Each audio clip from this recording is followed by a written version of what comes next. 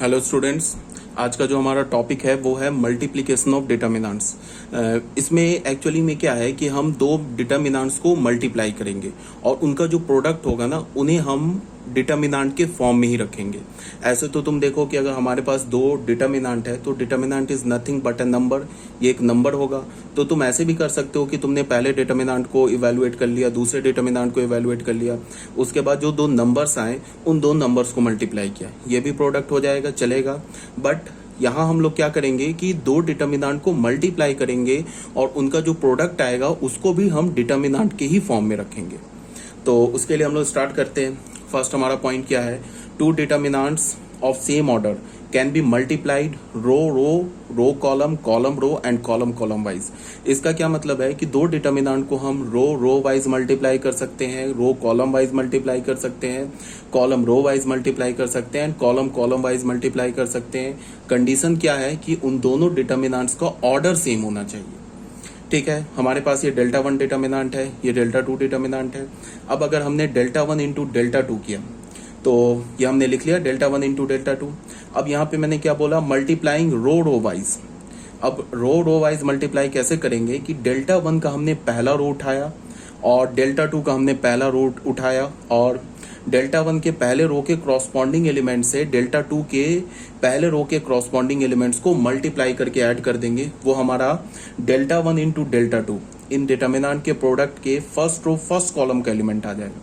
ठीक है, देख लो a1 x1 या x1 a1, x2 a2, x3 a3, ये डिटर्मिनेंट के फर्स्ट रो फर्स्ट कॉलम का एलिमेंट आ गया। फिर हम लोग क्या करेंगे, डेल्टा वन के रो को फिक्स रखेंगे, डेल्टा टू के सेकेंड रो को उठाएंगे, इसके क्रॉसपॉन्डिंग एलिमेंट्स को मल्टीप्लाई करके फिर हमने फर्स्ट रो का सेकेंड कॉलम बना लिया।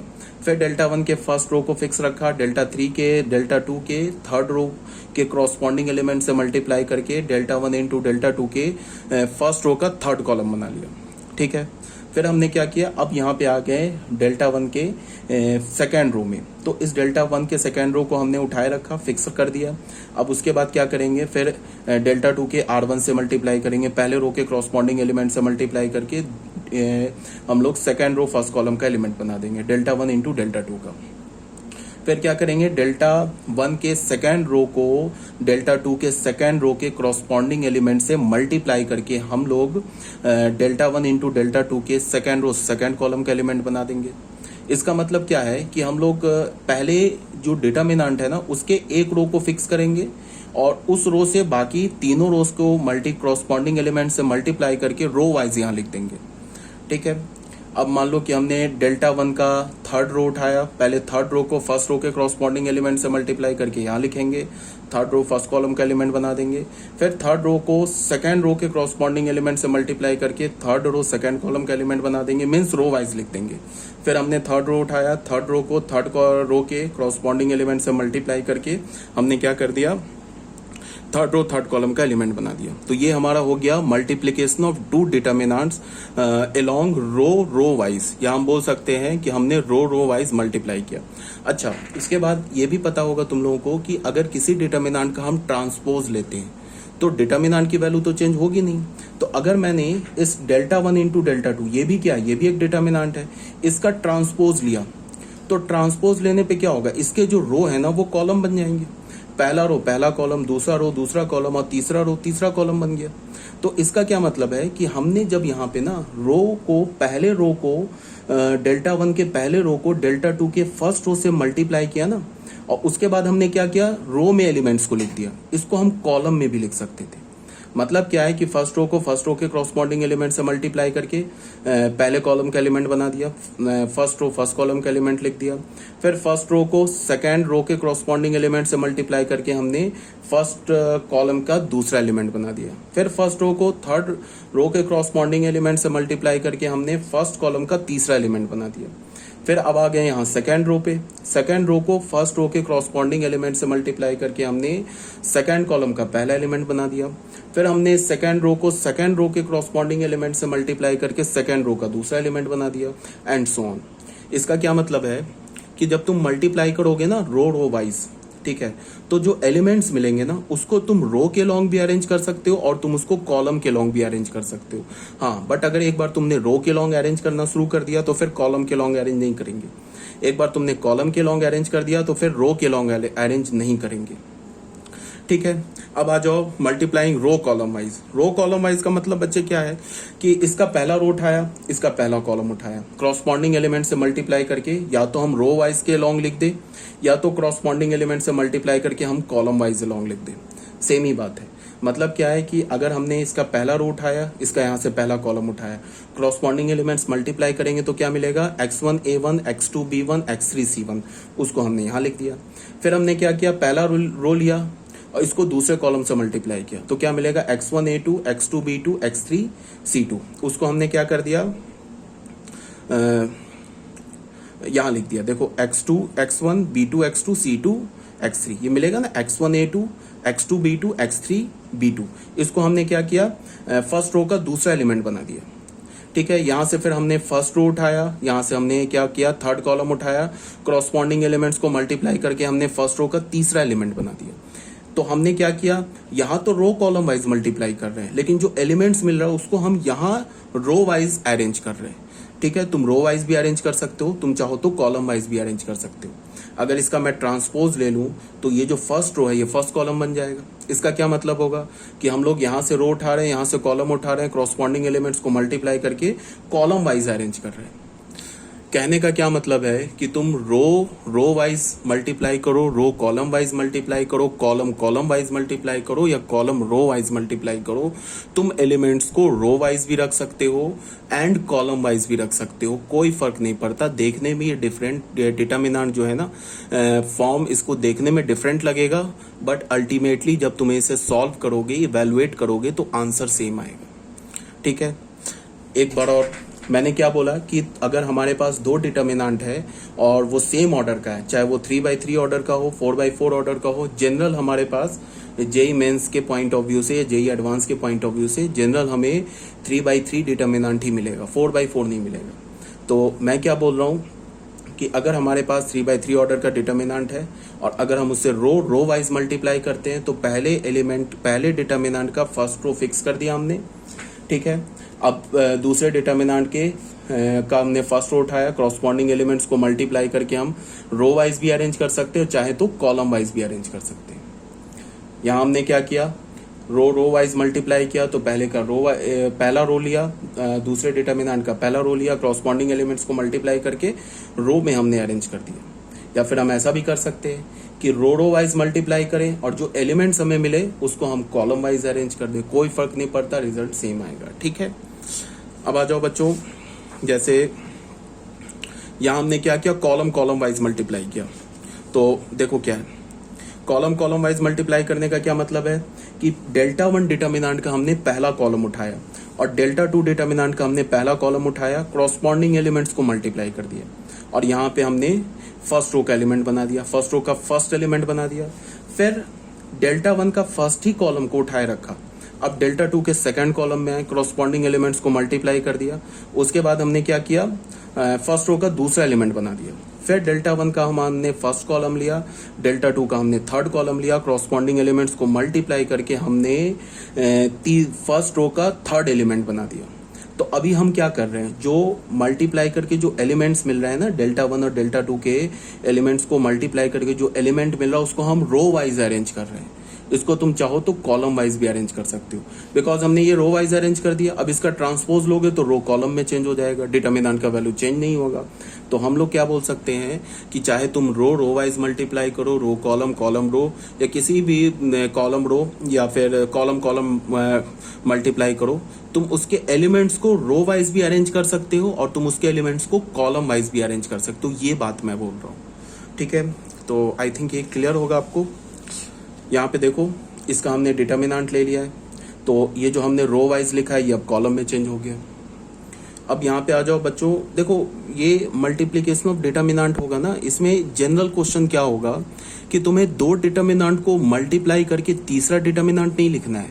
इस टाइप के क्वेश्चन नहीं आएंगे कि दो डिटर्मिनेंट गिवन होंगे और दोनों डिटर्मिनेंट को मल्टीप्लाई करके हमें क्या करना है, एक तीसरा डिटर्मिनेंट लिखना है। ऐसे क्वेश्चन नहीं आएंगे। क्वेश्चन में क्या होगा मोस्ट ऑफ द टाइम कि हमें एक डिटर्मिनेंट को दो डिफरेंट डिटर्मिनेंट पे हमें क्या करना होगा, ब्रेक करना होगा।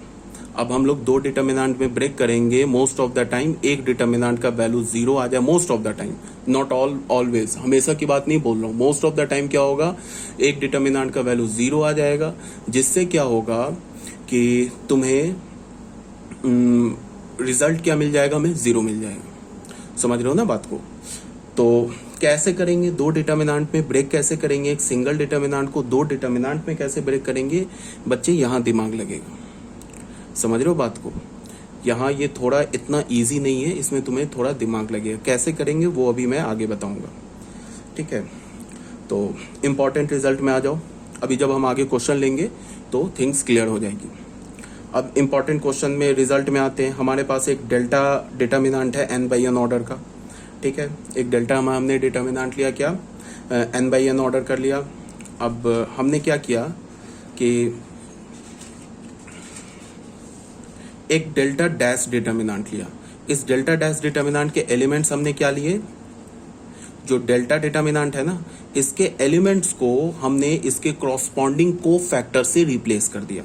मतलब ये जो एलिमेंट लिखा हुआ है ना A11, इसको हमने इसके को फैक्टर C11 से रिप्लेस कर दिया। जितने भी एलिमेंट्स लिखे हैं ना, उन सारे एलिमेंट्स को उनके क्रॉसपॉन्डिंग को फैक्टर से रिप्लेस कर दिया। तो हमें डिटर्मिनेंट क्या मिल गया, डेल्टा डैश, ठीक है? अब हमने क्या किया, डेल्टा इंटू डेल्टा डैश, इस दोनों डिटर्मिनेंट को मल्टीप्लाई किया। तो क्या हो जाएगा, अब मल्टीप्लाई हमने कैसे किया, रो वाइज मल्टीप्लाई किया। तो देखो A11 किससे मल्टीप्लाई होगा, C11 से, फिर A12 किससे मल्टीप्लाई होगा, C12 से, लास्ट में क्या होगा, A1n किससे मल्टीप्लाई होगा, C1n से। तो ये क्या हो रहा है, ये तो फर्स्ट रो का एलिमेंट अपने क्रॉसपॉन्डिंग को फैक्टर से मल्टीप्लाई हो रहा है। और हम जानते हैं कि किसी भी रो या किसी भी कॉलम को अपने को फैक्टर से मल्टीप्लाई करके ऐड कर दोगे तो क्या होता है, हमें डिटर्मिनेंट वैल्यू मिलता है। तो जब तुम रो वाइज मल्टीप्लाई करोगे तो तुम फर्स्ट रो के एलिमेंट को, जब तुम फर्स्ट रो के खुद के को फैक्टर से मल्टीप्लाई करके ऐड करोगे तो क्या मिल जाएगा, हमें डेल्टा। उसके बाद क्या है, फर्स्ट रो का एलिमेंट उठाया, अब फर्स्ट रो को तुम सेकेंड रो के क्रॉसपॉन्डिंग एलिमेंट से मल्टीप्लाई करके ऐड करोगे तो फिर क्या होगा, A11 into A11 into C21, A12 into C22। इसका यहाँ क्या हो रहा है कि रो तो हमारा एलिमेंट तो फर्स्ट रो का है बट को फैक्टर सेकेंड रो का है। तो ये भी मैंने डिटर्मिनेंट की प्रॉपर्टी में बता रखी है कि अगर हमने रो तो फर्स्ट रो का एलिमेंट तो फर्स्ट रो का लिया बट को फैक्टर हमने किसी दूसरे रो का उठा लिया, अगर उसके क्रॉसपॉन्डिंग एलिमेंट्स को मल्टीप्लाई करके ऐड करोगे तो क्या मिलेगा, हमें जीरो। तो यहाँ जीरो आ गया, ठीक है? फिर तुम फर्स्ट रो को उठाओगे, फिर थर्ड रो के क्रॉसपॉन्डिंग एलिमेंट से मल्टीप्लाई करके ऐड करोगे तो थर्ड रो क्या है, थर्ड रो का को फैक्टर है, फिर प्रॉपर्टी से क्या हो जाएगा, जीरो। ऐसे ही करके ये जीरो जीरो आ जाएगा। फिर अब आ जाओ सेकेंड रो पे, सेकेंड रो को फर्स्ट रो के क्रॉसपॉन्डिंग एलिमेंट से मल्टीप्लाई करके ऐड करोगे तो ये एलिमेंट तो सेकेंड रो का है बट को फैक्टर तो ये फर्स्ट रो का है, तो फिर आंसर क्या आ जाएगा, जीरो। तो यहाँ जीरो आ गया। फिर तुमने फर्स्ट रो उठाया, सेकेंड रो के एलिमेंट से मल्टीप्लाई करके ऐड करोगे तो यहाँ देखो रो भी सेकेंड है, को फैक्टर भी सेकेंड रो का है, तो यहाँ क्या बन जाएगा, डेल्टा। तो यहाँ भी डेल्टा बन गया, फिर जीरो जीरो। तो ऐसे करके तुम्हें डेल्टा इंटू डेल्टा डैश का प्रोडक्ट ये आ जाएगा। यहाँ पे बताओ, फर्स्ट रो से भी हम डेल्टा निकाल सकते हैं, सेकेंड रो से भी डेल्टा निकाल सकते हैं कॉमन, थर्ड रो से भी निकाल सकते हैं कॉमन, nth रो से भी डेल्टा कॉमन निकाल सकते हैं। तो डेल्टा पे पावर क्या आ जाएगा, delta to the power n। अब ये डिटर्मिनेंट क्या बन गया, ये तो एक आइडेंटिटी मैट्रिक्स के क्रॉसपॉन्डिंग डिटर्मिनेंट है और हमें पता है किसी भी आइडेंटिटी मैट्रिक्स के क्रॉसपॉन्डिंग डिटर्मिनेंट का वैल्यू क्या होता है, 1। तो ये क्या लिखा हुआ है, 1। तो हमें फाइनल रिजल्ट क्या मिला, delta into delta dash is equal to delta to the power n। ठीक है, यहाँ तक कोई प्रॉब्लम नहीं होगी। अब हमने क्या बोला, if delta is not equals to zero, अगर डेल्टा जीरो के इक्वल नहीं है तो डेल्टा डैश क्या हो जाएगा, delta to the power n upon delta is equal to delta to the power n minus 1। ठीक है, कोई प्रॉब्लम नहीं है। ये डेल्टा डैश क्या है, ये डेल्टा डैश जो है, डेल्टा जो डिटर्मिनेंट है ना, उसके एलिमेंट्स को हमने को फैक्टर से रिप्लेस कर दिया तो हमें डेल्टा डैश डिटर्मिनेंट मिल गया। तो डेल्टा डैश डिटर्मिनेंट किसके इक्वल हो गया, delta to the power n minus 1 के। कब, जब डेल्टा हमारा जीरो के इक्वल नहीं है। ठीक है, अब क्या है कि अगर मैंने बोला कि अगर डेल्टा जीरो के इक्वल है तो यहाँ पे देख लो, ये तो रिजल्ट हमें मिल गया ना, delta into delta dash is equal to delta. अब अगर तुमने डेल्टा को जीरो कर दिया तो लेफ्ट हैंड साइड भी जीरो हो जाएगा, राइट हैंड साइड भी जीरो हो जाएगा, तो फिर zero is equal to zero. इसका क्या मतलब है कि delta into delta to the power n, ये हमारा क्या लिखा हुआ, एन लिखा हुआ है। ठीक है, तो यहाँ भी हमें क्या मिल जाएगा, 0 इज इक्वल टू 0। तो यहाँ से हमें क्या रिजल्ट मिल रहा है कि पहला रिजल्ट तो हमें मिला कि delta dash is equal to delta to the power n minus one, where n is the order of the determinant. ये एक बहुत इंपॉर्टेंट रिजल्ट है। ठीक है, दूसरा रिजल्ट क्या है, delta into delta dash is equal to delta to the power n is always true, ये हमेशा सही है। Whether delta is equal to 0, अगर डेल्टा 0 के इक्वल है तो फिर ये 0 इज इक्वल टू 0, ये होल्ड कर जाएगा। अगर डेल्टा 0 के इक्वल नहीं है तो फिर क्या हो जाएगा, डेल्टा को तुम 0 के इक्वल नहीं है तो फिर तुम डेल्टा से डिवाइड कर दोगे, तो डेल्टा डैश क्या हो जाएगा, delta to the power n minus one. तो this result is always true. ये रिजल्ट ट्रू कब होगा, when delta is not equals to 0। Delta अगर 0 के इक्वल नहीं है तो फिर डिटर्मिनेंट क्या हो गया, या फिर मैट्रिक्स क्या हो गया जिसके क्रॉसपॉन्डिंग डिटर्मिनेंट है, वो हो गया हमारा नॉन सिंगुलर मैट्रिक्स। तो हम क्या बोल सकते हैं कि ये रिजल्ट नॉन सिंगुलर मैट्रिक्स के क्रॉसपॉन्डिंग डिटर्मिनेंट के लिए ट्रू है। और ये जो रिजल्ट है ये ट्रू है चाहे हमारा डिटर्मिनेंट सिंगुलर डिटर्मिनेंट हो, चाहे डिटर्मिनेंट नॉन सिंगुलर हो। सिंगुलर डिटर्मिनेंट बोलने का क्या मतलब कि इसके क्रॉसपॉन्डिंग जो मैट्रिक्स है वो सिंगुलर है, नॉन सिंगुलर है। तो this result will always true, ये रिजल्ट हमारा हमेशा ट्रू है, whether delta is equal to 0 और delta is not equal to 0। Delta dash is equal to delta to the power n minus one is true only when delta is not equal to 0। ठीक है, अब कुछ particular cases ले लिया मैंने। For अगर delta का वैल्यू हमने एन का वैल्यू 3/3 रखा तो delta dash is equal to delta square आ जाएगा। अगर हमने एन का वैल्यू 2 रखा तो डेल्टा डैश टू डेल्टा के इक्वल हो जाएगा। मतलब क्या होगा, ये डिटर्मिनेंट क्या है, ये डिटर्मिनेंट क्या है, डेल्टा डैश। ये डेल्टा डैश डेल्टा डिटर्मिनेंट के क्रॉसपॉन्डिंग जो एलिमेंट्स है उसको हमने को फैक्टर से रिप्लेस कर दिया तो हमें डेल्टा डैश मिल गया। तो delta dash is equal to delta if order of delta is 2/2। ठीक है, यहां तक तो क्लियर होगा, अब कोई प्रॉब्लम नहीं होगी। देखो बच्चों, ये मल्टीप्लीकेशन ऑफ डिटर्मिनेंट में हमारा जो मोस्ट ऑफ द टाइम जो हमारा दिमाग लगेगा वो एक डिटर्मिनेंट को 2 डिफरेंट डिटर्मिनेंट में ब्रेक करने में लगेगा। ठीक है, इसको अगर तुम समझ लोगे तो बहुत इजी है। इसको तुम ऐसे समझो, समझने के लिए तुम क्या करो कि इसको तुम ऐसे देखो, जैसे तुम यहां देखो, हमारा मोस्ट ऑफ द टाइम क्या होगा कि हमारे पास ये एक बड़ा सा डिटर्मिनेंट गिवन होगा, ऐसे करके ना, ये एक बड़ा सा डिटर्मिनेंट गिवन होगा। इसको हमने 2 डिटर्मिनेंट में स्प्लिट करना है या ब्रेक करना है, एक ये डिटर्मिनेंट में, एक दूसरा ये डिटर्मिनेंट में। हमें मोस्ट ऑफ द टाइम यही करना है।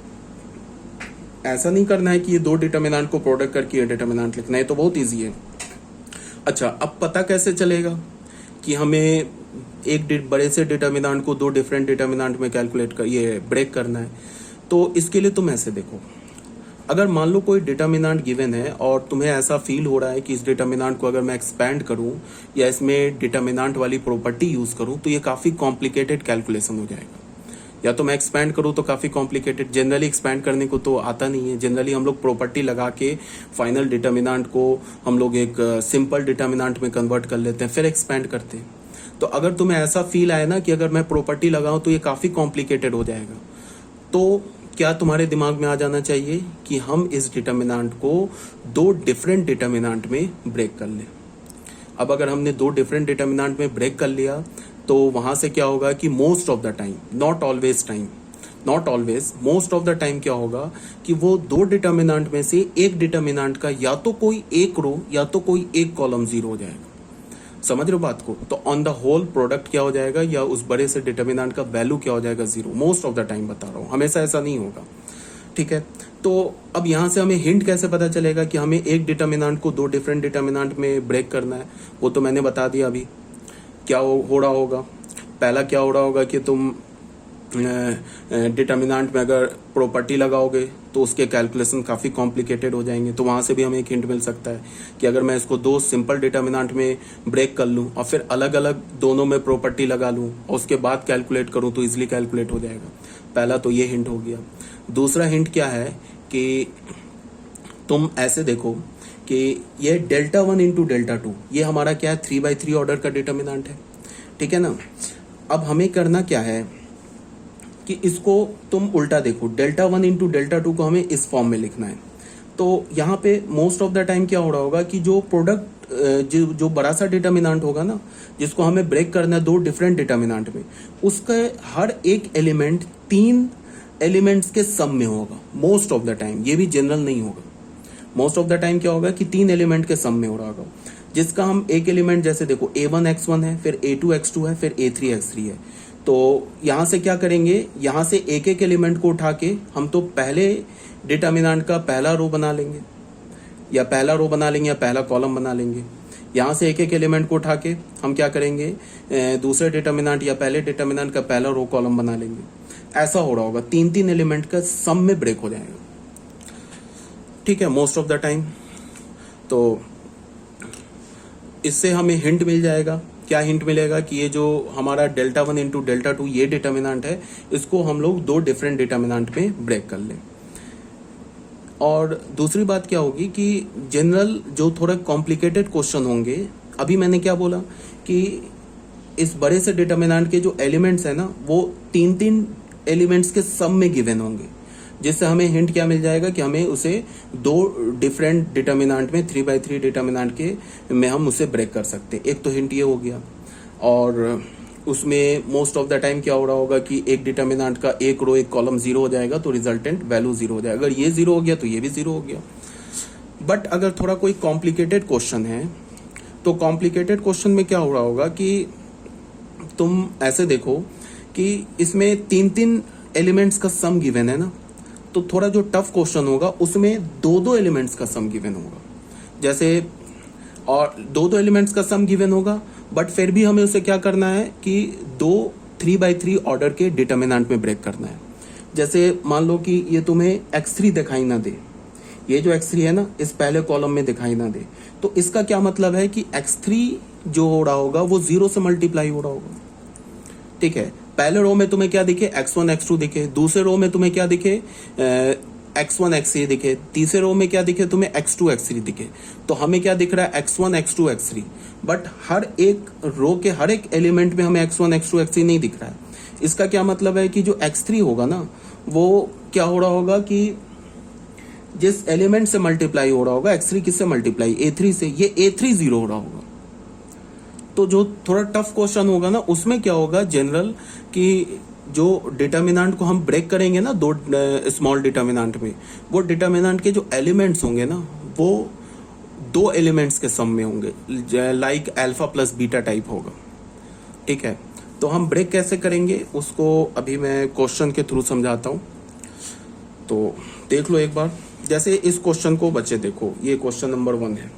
अगर मैं इस क्वेश्चन को बोलूं कि प्रूफ करो, इस क्वेश्चन को प्रूफ करो, तो एक तो क्या होगा कि ये क्वेश्चन जो है हमारा फैक्टर थ्योरम से भी प्रूफ हो जाएगा। दूसरा, अगर तुम क्या ऐसे सोचोगे कि मैं R1 माइनस R2 कर दूं या C1 माइनस C2 कर दूं, तो तुम्हें दिमाग में आइडिया, ये तो आइडिया ही नहीं आना चाहिए दिमाग में, क्योंकि काफ़ी कॉम्प्लिकेटेड हो जाएगा। अगर तुम R1 माइनस R2 करो, C1 माइनस C2 करो, ऐसा करो, तो ये क्या हो जाएगा, डिटर्मिनेंट कैलकुलेटेड हो जाएगा। तो ये भी हमें क्या हिंट देगा कि इस बड़े से डिटर्मिनेंट को मैं क्या करूं, 2 डिफरेंट डिटर्मिनेंट में ब्रेक कर दूं, ठीक है। तो अगर 2 डिफरेंट डिटर्मिनेंट में ब्रेक कर दिया तो हो सके हमारा कैलकुलेशन थोड़ा आसान हो जाए। तो देखो हमने क्या लिखा, सबसे पहले हमने A1 माइनस B1 का होल स्क्वायर, इन सबको मैंने यहाँ पे खोल के दिखा दिया, ठीक है।